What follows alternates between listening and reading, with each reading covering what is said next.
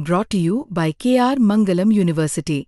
We provide you the platform to turn your dreams into reality. Give wings to your aspirations with KR Mangalam University.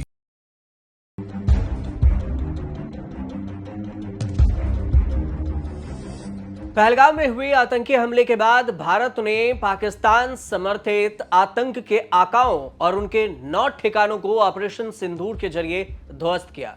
और इसके बाद भारत के जवाबी operation सिंदूर के पाकिस्तान का पक्ष लेने के लिए कुछ ही दिन बाद भारत में तुर्की के खिलाफ राष्ट्रव्यापी आर्थिक विरोध भी जोर पकड़ रहा है कि पाकिस्तान का साथ तुर्की ने क्यों दिया। सोशल मीडिया में भी तमाम यूजर्स हैं जो तुर्की का बहिष्कार करने के लिए हैशटैग शैली का इस्तेमाल कर रहे हैं। और अब सोशल मीडिया तक ही ये मामला सीमित नहीं है, भारत के बाजारों में भी तुर्की के बहिष्कार की बात हो रही है।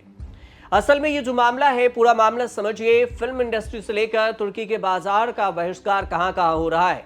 असल में पाकिस्तान को उसके नापाक हरकतों के बावजूद चीन और तुर्की साथ देता रहा। पाकिस्तान ने भारत के खिलाफ जिन हथियारों का इस्तेमाल किया उसमें से अधिकतर चीनी या फिर तुर्की की ओर से ही दिए गए थे। तुर्की बायकॉट के बीच में आमिर खान के फिल्म भी चर्चा में आ गई है और इसकी वजह है, आपको वजह बताएंगे। उससे पहले बता दें कि 13 मई को आमिर खान के फिल्म मोस्ट अवेटेड फिल्म है सितारे जमीन पर और इसका ट्रेलर रिलीज हुआ। ये जो सितारे जमीन पर है 2007 में आई हिट फिल्म तारे जमीन पर का सिक्वल है। इसे आमिर खान ने ही बनाया था। इसमें मिस्टर परफेक्शनिस्ट बास्केटबॉल कोच का किरदार निभाते नजर आ रहे हैं। ट्रेलर को लोगों से मिला जुला रिस्पांस भी मिल रहा है और कुछ लोगों ने इसे पसंद किया है तो कुछ इसके सीन को कॉपी करने का इल्जाम भी लगाया है। इस सब के बीच में ट्रेलर रिलीज के बाद ही सोशल मीडिया पर फिल्म के बायकॉट करने की भी मांग उठने लगी। अब सवाल ये उठ रहा है कि आखिर फिल्म बायकॉट की बात क्यों हो रही है, इससे आमिर खान का क्या कुछ कनेक्शन है। तो इसके पीछे हाल की घटना और फिर आमिर खान के जो पूर्व में तुर्की यात्रा है उसको बताई जा रही है। तुर्की यात्रा पर आमिर खान गए कब थे, तो ये बात है साल 2020 के। 2020 में आमिर खान तुर्की के फर्स्ट लेडी से मुलाकात किए थे। तुर्की के जो राष्ट्रपति हैं रेजप तर्कीप एर्दोगान, इनसे और इनकी पत्नी जो एमिने एर्दोगान, इनसे भी आमिर खान की मुलाकात हुई थी और इसके बाद तस्वीरें सोशल मीडिया पर पोस्ट की गई थी। तुर्की के राष्ट्रपति की पत्नी से आमिर खान की मुलाकात को उनके पहले के बयान से भी जोड़कर देखा गया और इसे देश विरोधी ठहरा दिया गया। अब इससे पहले क्या कुछ बयान दिए थे, तो आमिर खान ने नवंबर 2015 में यह कहा था कि उनकी पत्नी किरण राव ने देश में बढ़ती असहिष्णुता की भावनाओं से डरी हुई हैं और इस पर भी खूब बवाल मचा था कि आमिर खान की पत्नी को देश में डर लग रहा है तो फिर वो भारत से आगे कहां रहेंगी।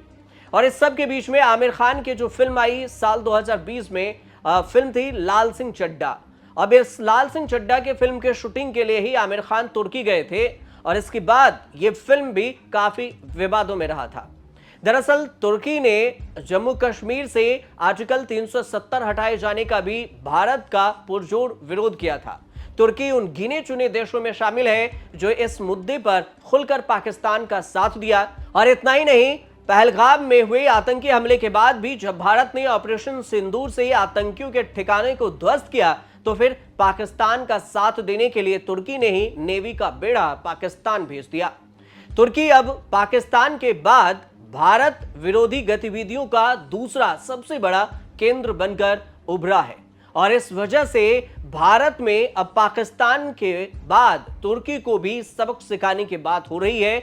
सोशल मीडिया यूजर भी कर रहे हैं और इसके बाद भारतीय बाजार में भी इसका बहिष्कार देखने को मिल रहा है, मतलब तुर्की का।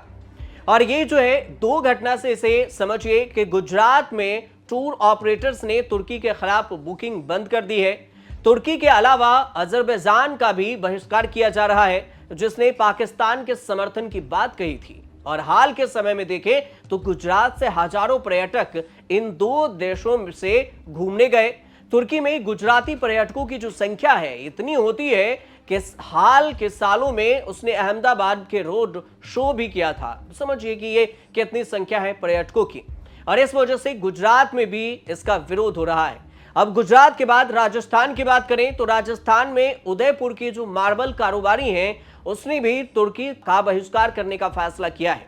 उदयपुर एशिया की सबसे बड़ी निर्यात मंडी है और पाकिस्तान का साथ देने के लिए तुर्की से माल आयात नहीं करने का फैसला उदयपुर के मार्बल कारोबारी ने लिया है। अब यह भी देखें कि हमारे यहां एक डेटा बताता है कि ट्रेड डेटा प्लेटफॉर्म है ओईसी, इसके मुताबिक 2023 में तुर्की ने 12.1 बिलियन डॉलर की कारों का निर्यात किया। इससे यह दुनिया की कारों का 8वां सबसे बड़ा निर्यातक बन गया और उसी साल तुर्की में कार सबसे ज्यादा निर्यात की जाने वाली वस्तु भी थी। 2023 में तुर्की ने जिन देशों में सबसे ज्यादा कारें निर्यात की उसमें फ्रांस रहा, इटली रहा, यूनाइटेड किंगडम और इसके अलावा जर्मनी, स्पेन ये सब शामिल रहा। आपको यह भी बता दें कि तुर्की पर आतंकवाद को बढ़ावा देने का आरोप है। तुर्की पर हमास जैसे आतंकवादी संगठनों को भी बढ़ावा देने का आरोप लगता रहा है और इतना ही नहीं, अभी देखें तो तुर्की पर सीरिया और फिर लीबिया जैसे देशों में भी आतंकवादियों को बढ़ाने का आरोप लगता रहा है। और अब यही तुर्की है जो पाकिस्तान को समर्थन देने के लिए अपने नेवी को पाकिस्तान भेज दिया जब भारत के साथ तनाव है। और इस सब की वजह से ही आमिर खान की फिल्म और तुर्की को बहिष्कार करने की बात दोनों ही सोशल मीडिया पर ट्रेंड हो रहा है। उम्मीद करते हैं कि ये पूरी जानकारी आपको समझ में आ गई हो और आई हो तो हमारे चैनल से जरूर जुड़िए। चैनल को सब्सक्राइब कीजिए, शेयर कीजिए, कमेंट कीजिए और देखते रहिए न्यूज़ तक।